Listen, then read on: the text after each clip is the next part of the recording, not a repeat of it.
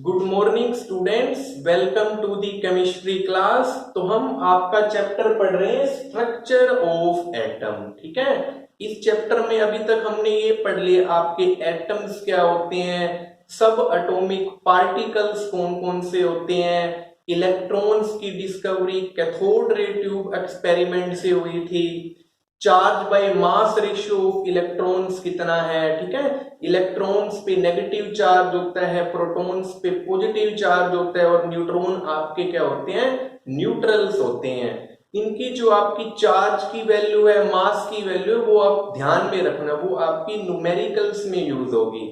फिर हमने different different models के बारे में पढ़ा था। हमने एक मॉडल डिस्कस करा था, थॉमसन मॉडल ऑफ एटम। ठीक है, जो आपका क्या कहता है कि एटम आपके स्फेरिकल शेप्स के होते हैं and positively charge is uniformly distributed throughout the atom and negative charge particle are embedded in it.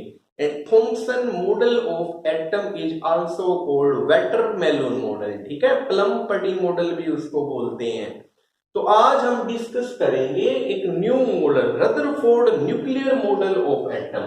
ठीक है, कि रदरफोर्ड ने आपके एटम के बारे में क्या कहा, वेरी वेरी इंपॉर्टेंट एक्सपेरिमेंट। ठीक है, Rutherford nuclear model of atom, Rutherford nuclear model of atom. ठीक है, इस मॉडल से किसकी डिस्कवरी हुई थी, यहां लिखा हुआ है ना न्यूक्लियर मॉडल, तो इस मॉडल से किसकी डिस्कवरी हुई थी, न्यूक्लियस की डिस्कवरी हुई। ठीक है, इसके बारे में भी आगे डिटेल में बताऊंगा। और ये आपका जो एक्सपेरिमेंट था किसने दिया था, रदरफोर्ड एंड हिज स्टूडेंट्स। इनके स्टूडेंट्स थे हंस गीजर एंड अर्नस्ट मर्सडन। ठीक है, गीजर एंड मर्सडन एक्सपेरिमेंट भी इसको बोलते हैं।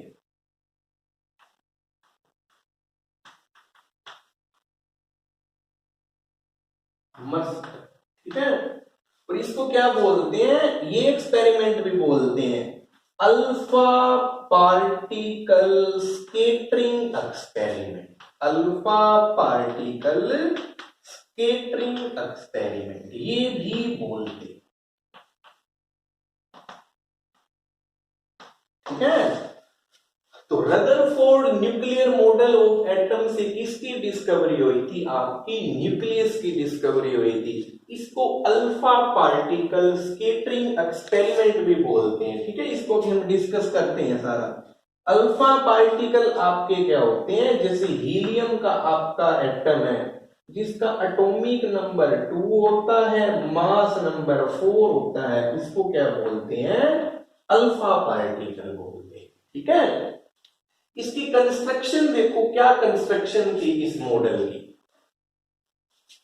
इस मॉडल में क्या करा था रदरफोर्ड ने, अल्फा पार्टिकल्स की क्या करवाई थी, बॉम्बार्डमेंट करवाई। ठीक है, गोल्ड फॉयल के ऊपर, इस टाइप का ये एक्सपेरिमेंट था। यहां पर आप क्या क्या था, source of alpha particle, source of alpha particle. ठीक है, आगे आपकी लगा रखी थी एक प्लेट, लेड मेटल की प्लेट।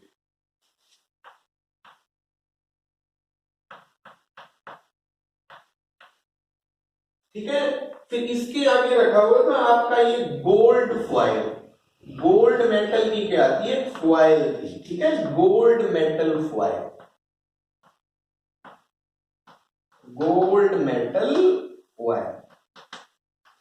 ठीक है, और यहां इसके चारों तरफ क्या थी आपकी, फोस्फोरेसेंट मटेरियल की क्या थी, एक स्क्रीन लगी हुई थी, फोस्फोरेसेंट मटेरियल,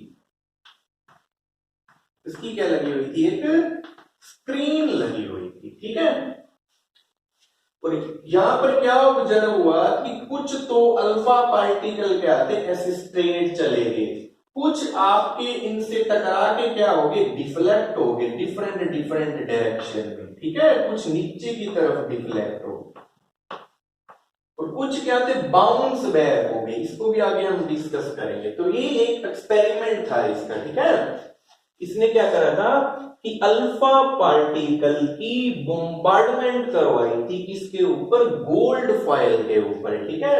ये आपका सोर्स ऑफ अल्फा पार्टिकल है और यहाँ पर क्या एक प्लेट लगा रखी है ताकि ये क्या आपकी जो बीम है स्ट्रेट है और यहाँ पे गोल्ड मेटल की फॉयल है, ठीक है। और ये आपका क्या लगा हुआ है, एक फोस्फोरेसेंट मटेरियल की शीट।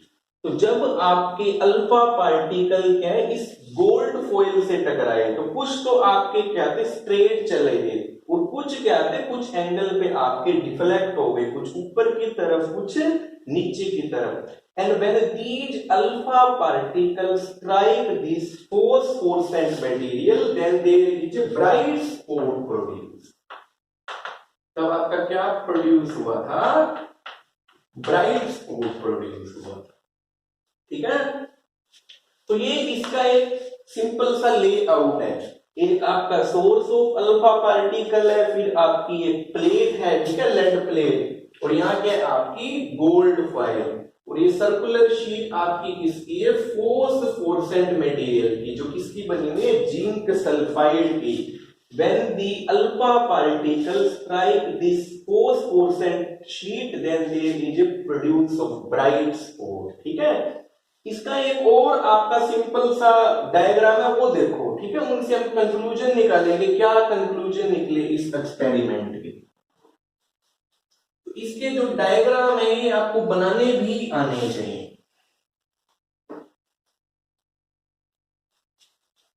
तो यहां है आपकी beam of alpha particle, beam of alpha particle, ठीक है। ये भी आपकी इस टाइप से, ये आपकी क्या है, बीम ऑफ अल्फा पार्टिकल्स।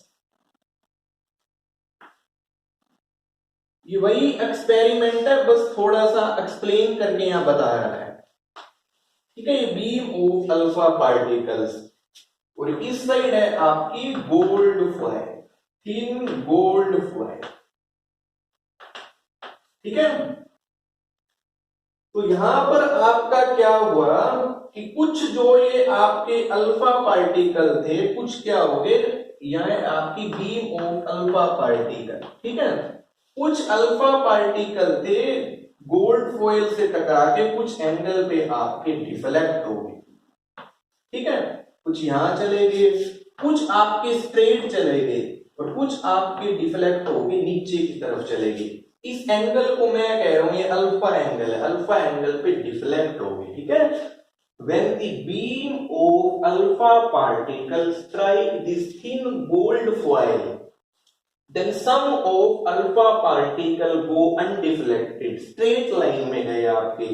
कुछ अल्फा पार्टिकल आपके किसी एंगल पे डिफ्लेक्ट हो गए, कुछ अल्फा पार्टिकल आपके नीचे की तरफ डिफ्लेक्ट हो गए और कुछ एक अल्फा पार्टिकल थे जो बाउंस बैक हो गए, जो आपके क्या हो गए, टकरा के वापिस आ गए, ठीक है। ये जो बाउंस बैक हुए, अब इसका एक्सपेरिमेंट का कंक्लूजन क्या है कि कुछ आपके अल्फा पार्टिकल स्ट्रेट चले गए। इसका मीनिंग क्या है कि most of the space of atom is empty, most of the space of atom is empty, कि खाली है आपका स्पेस, एटम के अंदर कुछ नहीं है, ठीक है। कि अल्फा पार्टिकल आए और सीधे के सीधे चले गए। इट मींस पहला कंक्लूजन क्या है इस एक्सपेरिमेंट का, most of the space of atom is empty, आपका खाली है, ठीक है। और कुछ अल्फा पार्टिकल आपके स्ट्राइक करके गोल्ड फॉयल से किसी एंगल पे डिफ्लेक्ट हो गए, कुछ ऊपर की तरफ चले गए, कुछ नीचे की तरफ चले गए। इट मींस, इसका मीनिंग क्या है आपका कि यहां पर क्या कि एटम के ऊपर क्या है, कहीं ना कहीं आपका पॉजिटिव चार्ज डिस्ट्रीब्यूट है। क्या है आपका पॉजिटिव चार्ज डिस्ट्रीब्यूट है, ठीक है। कि जब अल्फा पार्टिकल इस गोल्ड फॉइल से टकराए तो जो एटम के ऊपर पॉजिटिव चार्ज था और जो अल्फा पार्टिकल पे पॉजिटिव चार्ज था, इनके बीच में क्या हुई? रिपल्सिव इंटरेक्शन हुई। क्या हुई? Repulsive interaction. And due to this repulsive interaction some of alpha particle deflected, कुछ अपर साइड डिफ्लेक्ट हो गए, कुछ लोअर साइड डिफ्लेक्ट हो गए। ठीक है, और यहां से एक कंक्लूजन और क्या निकलता है? थॉमसन मॉडल ने हमको कहा था कि जो एटम है उसके ऊपर जो पॉजिटिवली चार्ज है वो यूनिफॉर्मली डिस्ट्रीब्यूटेड है, लेकिन रदरफोर्ड मॉडल क्या कहता है कि जो पॉजिटिव चार्ज है आपके वो एक क्या है? आपके क्या कंसंट्रेटेड है, वो in small volume, concentrated in small volume. ठीक है, सब जगह पॉजिटिव चार्ज नहीं है, थोड़े से वॉल्यूम में पॉजिटिव चार्ज प्रेजेंट है। ठीक है, तो जिससे ये अल्फा पार्टिकल्स आपके टकरा के क्या हो गए? डिफ्लेक्ट हो गए हैं। ठीक है, और कुछ अल्फा पार्टिकल आपके बाउंस बैक हो गए, गोल्ड फॉइल से टकराए और वापस बाउंस बैक हो गए। इसका मतलब क्या है? फॉर एग्जाम्पल मैं इस दीवार पे बॉल मारूं, ठीक है, आप एक बॉल मारो तो बॉल आपकी वापस क्यों आ जाती है? इसका क्या मीनिंग है कि ये आपकी बॉल आपने दीवार पे मारी, इट मींस इस दीवार का आपका क्या मास बहुत ज्यादा है। ठीक है, तो जब आपके अल्फा पार्टिकल बाउंस बैक होगी, इसका मीनिंग क्या है कि एटम्स के अंदर एक आपकी हाई मास वाली यूनिट प्रेजेंट है। ठीक है, जिससे टकरा के आपके अल्फा पार्टिकल वापिस आ रहे हैं। ठीक है, और इस हाई मास वाली यूनिट को ही क्या बोलते हैं? न्यूक्लियस बोलते हैं। क्या बोलते हैं? न्यूक्लियस बोलते हैं। तो इसलिए इस एक्सपेरिमेंट से किसकी डिस्कवरी हुई थी? न्यूक्लियस की डिस्कवरी हुई थी, कि जिसने कि अल्फा पार्टिकल आपके इस गोल्ड फॉइल से टकराए और कुछ पार्टिकल आपके बाउंस बैक हो गए। इट मींस इसके अंदर आपकी एक हाई मास की यूनिट प्रेजेंट है, जिससे अल्फा पार्टिकल टकरा के बाउंस बैक हो रहे हैं, and this is called the nucleus. तो इस एक्सपेरिमेंट से किसकी डिस्कवरी हुई थी? आपकी न्यूक्लियस की डिस्कवरी हुई थी। और ये न्यूक्लियस आपका कहां प्रेजेंट होता है? सेंटर ऑफ एटम पे प्रेजेंट होता है। कहां प्रेजेंट होता है? एटम के सेंटर में। और इसके ऊपर कौन सा चार्ज होता है? आपका पॉजिटिव चार्ज होता है। कौन सा चार्ज होता है? पॉजिटिव चार्ज होता है। ठीक है, जो आपके एटम का मास है वो क्या है? इस न्यूक्लियस पे कंसंट्रेटेड होता है मोस्ट ऑफ। ठीक है, तो इस एक्सपेरिमेंट से किसकी डिस्कवरी हुई थी? न्यूक्लियस की डिस्कवरी हुई थी। और इसमें क्या खास बात है? जो न्यूक्लियस का साइज है, इसको एक बार मैं रफ कर रहा हूं। ठीक है, तो ये आपको डायग्राम थोड़ा सा बनाना आना चाहिए।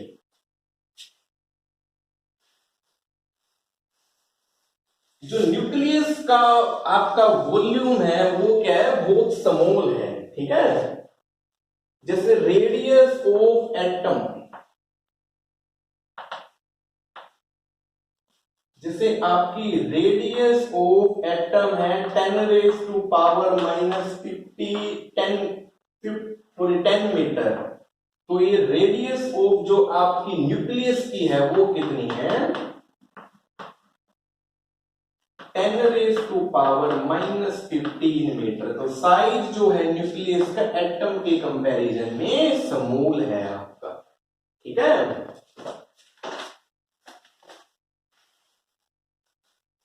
तो इस टाइप का आपका ये है। तो अकॉर्डिंग टू दिस मॉडल, इस मॉडल के अकॉर्डिंग आपका क्या हुआ कि जो ये पॉजिटिव चार्ज है आपका, positive charge and most of mass of atom, most of mass of atom. ठीक है, ये क्या कंसंट्रेटेड है in small region, concentrated in small region, and this small portion, इसी पोर्शन को हम क्या बोलते हैं, न्यूक्लियस बोलते हैं। क्या बोलते हैं, इसी स्मॉल पोर्शन को न्यूक्लियस बोलते हैं। ठीक है, तो इस टाइप का इसका अरेंजमेंट है। जैसे मान लो ये एटम है, बीच में आपका क्या प्रेजेंट होता है, न्यूक्लियस, और ये इलेक्ट्रॉन्स हैं जो आपके क्या हैं, इसके चारों तरफ रिवॉल्व कर रहे होते हैं इस टाइप से। ठीक है, ये जो आपका पॉजिटिव चार्ज है and mass of atom concentrated in small region. ठीक है, ये जो न्यूक्लियस है आपका कहां प्रेजेंट होता है, सेंटर ऑफ एटम। ठीक है, ये जो एटम का मास है ये क्या है, इसी न्यूक्लियस पे ही कंसंट्रेटेड होता है नहीं। ठीक है, और ये जो आपके इलेक्ट्रॉन्स हैं इस न्यूक्लियस के चारों तरफ एक फिक्स्ड सर्कुलर पाथ में रिवॉल्व कर रहे होते हैं, और इस सर्कुलर पाथ को बोलते हैं ऑर्बिट्स। क्या बोलते हैं, ऑर्बिट्स। ठीक है, तो electron is surrounded the nucleus, electron move around the nucleus in the circular path and the circular path is called orbit. ये जो आपके सर्कुलर पाथ है इनको क्या बोलते हैं, ऑर्बिट्स बोलते हैं। ठीक है, ये न्यूक्लियस है, न्यूक्लियस पे आपका पॉजिटिव चार्ज होता है, और ये इलेक्ट्रॉन है, इलेक्ट्रॉन पे आपका क्या होता है, नेगेटिव चार्ज। तो न्यूक्लियस और जो इलेक्ट्रॉन के बीच में जो ये इंटरेक्शन होती है कौन सी होती है, electrostatic force of attraction, electrostatic force of attraction. ठीक है, क्योंकि न्यूक्लियस पे पॉजिटिव चार्ज है, आपका इलेक्ट्रॉन पे नेगेटिव चार्ज है, तो इनके बीच जो इंटरेक्शन है उस टाइप की है, इलेक्ट्रोस्टैटिक फोर्स है। ठीक है, तो ये था आपका Rutherford alpha particle scattering experiment. ठीक है, तो इस एक्सपेरिमेंट से मेन आपकी किसकी डिस्कवरी हुई है, न्यूक्लियस की। ये जो न्यूक्लियस है, जो आपके प्रोटॉन्स एंड न्यूट्रॉन्स हैं वो क्या प्रेजेंट होते हैं, सेंटर में। ठीक है, इनको हम न्यूक्लियॉन्स भी बोलते हैं, और इलेक्ट्रॉन्स आपके क्या कर रहे होते हैं, revolve around the nucleus in the fixed circular path called the orbits. ठीक है, तो ये आपका था एक्सपेरिमेंट। तो इस एक्सपेरिमेंट में क्या है कि when the alpha particle striking the gold foil, ठीक है, जब आपके गोल्ड फॉइल से वो स्ट्राइक करते हैं, then some of alpha particle go straight, आपके बिल्कुल सीधे जाते हैं, अनडिफ्लेक्टेड। ठीक है, and most some of the alpha particle scattered या डिफ्लेक्ट हो जाते हैं upper direction and some in lower direction. ठीक है, and some of the alpha particle bounce back, कुछ आपके जो अल्फा पार्टिकल है बाउंस बैक हो जाते हैं। तो इन एक्सपेरिमेंट का कंक्लूजन क्या है कि मोस्ट ऑफ अल्फा पार्टिकल आपके स्ट्रेट गए, मींस मोस्ट ऑफ एटम का जो आपका स्पेस है वो क्या है, आपका एम्प्टी है। ठीक है, और कुछ अल्फा पार्टिकल आपके डिफ्लेक्ट हो गए, इट मींस कि जो आपके एटम के ऊपर पॉजिटिव चार्ज है एक स्मॉल वॉल्यूम में कंसंट्रेटेड है। ठीक है, जो इनकमिंग अल्फा पार्टिकल है एंड पॉजिटिव चार्ज है उनके बीच आपकी क्या हो गई, repulsive interaction, and due to this repulsive interaction alpha particle आपके क्या हो गए हैं, डिफ्लेक्ट हो गए हैं, and few of alpha particle bounce back. It means कि एटम्स के अंदर एक हाई मास की यूनिट प्रेजेंट है जिसपे आपके अल्फा पार्टिकल टकरा के बाउंस बैक हो गए, and this is known as nucleus. ठीक है, इसको हम क्या बोलते हैं, न्यूक्लियस बोलते हैं, जिसपे आपके एटम का सारा मास कंसंट्रेटेड होता है, and size of nucleus is less than that of atom. ठीक है, इसका साइज क्या होता है, स्मॉल होता है, and electrons revolve around the nucleus in the fixed circular path, and the circular path is called the orbits। इसको हम क्या बोलते हैं, ऑर्बिट्स बोलते हैं। और ये जो आपकी न्यूक्लियस है और ये जो इलेक्ट्रॉन है इनके बीच जो आपकी इंटरेक्शन होती है that is electrostatic force of attraction. ठीक है, तो ये था आपका रदरफोर्ड मॉडल। ठीक है, और आपके अल्फा पार्टिकल स्कैटरिंग नाम क्यों दिया? क्योंकि अल्फा पार्टिकल गोल्ड फाइल से टकराए और डिफ्लेक्टेड हो गए, एंगल्स के ऊपर स्कैटर्ड हो गए। That's why this experiment is called alpha particle scattering experiment. और अल्फा पार्टिकल आपके होते हैं हीलियम का पार्टिकल, जिसका एटॉमिक नंबर 2 होता है एंड मास नंबर 4 होता है। तो इसके जो जो आपके कंक्लूजन थे वो आप ध्यान में रखना, ठीक है। आगे है atomic number and mass number.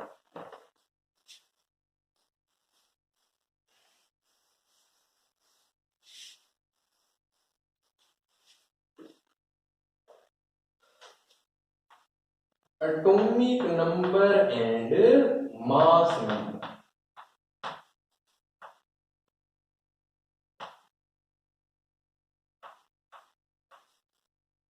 ठीक है। एटॉमिक नंबर आपकी क्या होते हैं? एटॉमिक नंबर इक्वल टू होते हैं नंबर ऑफ प्रोटॉन्स, ठीक है।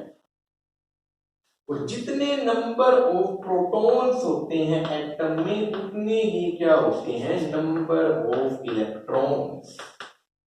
क्योंकि एटम्स आपका क्या होता है? न्यूट्रल होता है, ठीक है। तो एटॉमिक नंबर इक्वल टू होता है नंबर ऑफ प्रोटॉन्स, एंड जितने नंबर ऑफ प्रोटॉन्स होते हैं उतने ही नंबर ऑफ क्या होते हैं? इलेक्ट्रॉन्स। और एटॉमिक नंबर का जो सिंबल होता है वो होता है कैपिटल जेड, कैपिटल जेड से शो करते हैं, ठीक है। जैसे मैं लिखूं हाइड्रोजन, ठीक है, किसी भी ऐसे समझो एटम की रिप्रेजेंटेशन को ऐसे लिखते हैं, नीचे लिखते हैं हम जेड, ऊपर लिखते हैं हम ए, ठीक है। ये आपको पहले भी बताया था। ये आपका क्या होता है? Symbol of element. ये क्या होता है आपका? सिंबल ऑफ एलिमेंट, ठीक है। और ये आपका ए क्या होता है? Mass number. ये आपका क्या होता है? Mass number. और ये जेड आपका क्या होता है? Atomic number. ये आपका क्या होता है? एटॉमिक नंबर, ठीक है। तो जितना एटॉमिक नंबर होता है किसी एटम का, उतने ही नंबर ऑफ प्रोटॉन्स होते हैं, उतने ही नंबर ऑफ इलेक्ट्रॉन्स होते हैं। जैसे मैं कहूं हाइड्रोजन, एक आपका इसका एटॉमिक नंबर होता है, एक आपका मास नंबर। तो हाइड्रोजन में इलेक्ट्रॉन कितने हैं? 1। प्रोटॉन कितने हैं? 1, ठीक है। मैं आपका लिख दूं कार्बन 6, ऊपर आपका मास नंबर 12। तो कार्बन का एटॉमिक नंबर कितना है? 6। नंबर ऑफ प्रोटॉन कितने हैं? 6। नंबर ऑफ इलेक्ट्रॉन कितने हैं? 6, ठीक है। ऐसे निकालते हैं। और नंबर ऑफ न्यूट्रॉन्स का क्या फॉर्मूला होता है? नंबर ऑफ न्यूट्रॉन्स होते हैं मास नंबर माइनस का atomic number. This is a formula for calculation of number of neutrons, ठीक है। मान लो आपको कार्बन वाले एटम के निकालने हो तो मास नंबर कितना है कार्बन का? 12। एटॉमिक नंबर कितने हैं? 6। तो नंबर ऑफ न्यूट्रॉन्स कितने आ जाएंगे कार्बन एटम में? 6। हाइड्रोजन के निकालने हैं, यहाँ कितना है? Mass number 1। एटॉमिक नंबर कितने हैं? 1। तो नंबर ऑफ न्यूट्रॉन्स कितने आ जाएंगे? 0, ठीक है। तो ऐसे रिप्रेजेंट करते हैं। ये सिंबल ऑफ एलिमेंट, ये मास नंबर, ये एटॉमिक नंबर।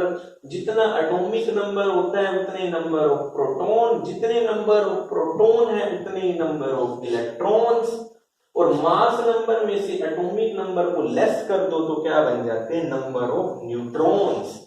और ये जो आपके sum of protons plus neutrons, sum of protons plus neutrons, ये इक्वल टू होते हैं मास नंबर के। और इनको हम क्या बोलते हैं? न्यूक्लियॉन्स। क्या बोलते हैं हम इनको? न्यूक्लियॉन्स बोलते हैं।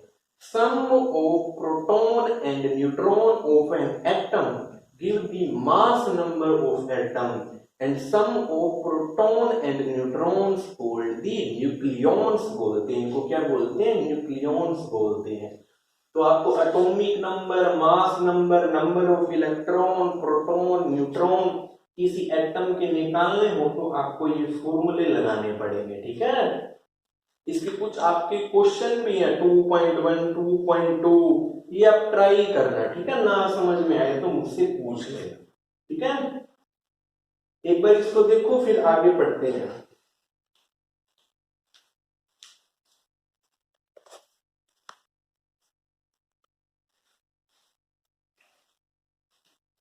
अब है आपके आइसोबार क्या होते हैं एंड आइसोटोप्स क्या होते हैं। Very very important definition.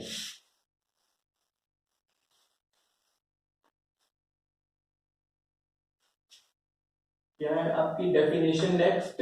Isobars and isotopes.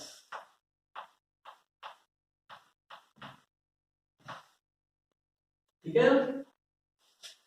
Isobar क्या होते हैं? जिनका सेम क्या होता है आपका मास number but different atomic number,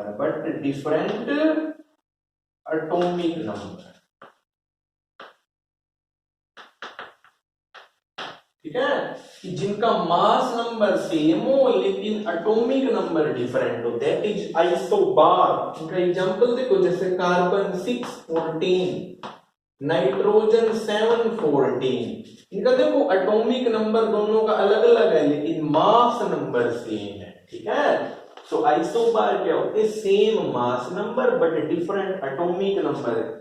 इनकी डेफिनेशन विद एग्जांपल आपको याद होनी चाहिए। कई बार एंट्रेंस में पूछते हैं कि आइसोबार्स कौन से हैं, आइसोटोप्स कौन से हैं, ठीक है। और आइसोटोप आपके क्या होते हैं? जिनका सेम एटॉमिक नंबर हो, सेम क्या हो? जिनका एटॉमिक नंबर बट डिफरेंट जिनका क्या हो? मास नंबर। बट जिनका मास नंबर आपका क्या हो? डिफरेंट। तो same atomic number different mass number, उनको क्या बोलते हैं? आइसोटोप्स।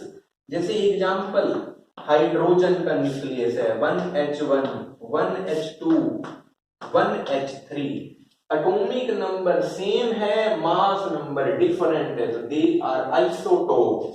तो ये जो 1H1 वाला है इसको हम बोलते हैं, इसका नाम होता है प्रोटियम। क्या नाम होता है? प्रोटियम। 1H2 वाले का नाम होता है ड्यूटीरियम। क्या नाम होता है? ड्यूटीरियम। 1H3 वाले का नाम होता है आपका ट्रिटियम। तो hydrogen have the 3 isotope, protium, deuterium and tritium, ठीक है। और जो ट्रिटियम होता है इसकी अबंडेंस बहुत कम होती है, ये आपको अर्थ क्रस्ट पे बहुत कम मिलता है। क्यों? क्योंकि ये रेडियो एक्टिव होता है। क्या होता है? ये रेडियो एक्टिव होता है। रेडियो एक्टिव होते हैं जो शॉर्ट लिव्ड स्पीशीज हो, ठीक है, जिनका लाइफ टाइम बहुत कम हो। तो ये वो कौन सा होता है? ये एंट्रेंस में भी कई बार पूछ लेते हैं कि हाइड्रोजन का कौन सा आइसोटोप आपका रेडियो एक्टिव होता है? तो कौन सा है? ट्रिटियम, जिसका एटॉमिक नंबर 1 है, मास नंबर 3 है, 1H3। कार्बन के आइसोटोप जैसे कार्बन 12 हो गया, कार्बन 13 हो गया, कार्बन 14 हो गए, कार्बन के आइसोटोप है। कई बार एंट्रेंस में की एग्जांपल पूछते हैं, कार्बन के कौन कौन से होते हैं, हाइड्रोजन के कौन कौन से होते हैं, तो इनके एग्जांपल ध्यान में रखना। क्लोरीन के आपके ये होते हैं 1735, एक होता है क्लोरीन का 17 और 37, ठीक है। क्लोरीन के ये दो होते हैं। तो आइसोबार जिनका same mass number but different atomic number, isotope जिनका same atomic number but different mass number, ठीक है। तो ये डेफिनेशन आपको विद एग्जांपल आनी चाहिए, ठीक है। तो यहां तक हम पढ़ेंगे, इससे आगे हम पढ़ेंगे नेक्स्ट वीडियो के अंदर।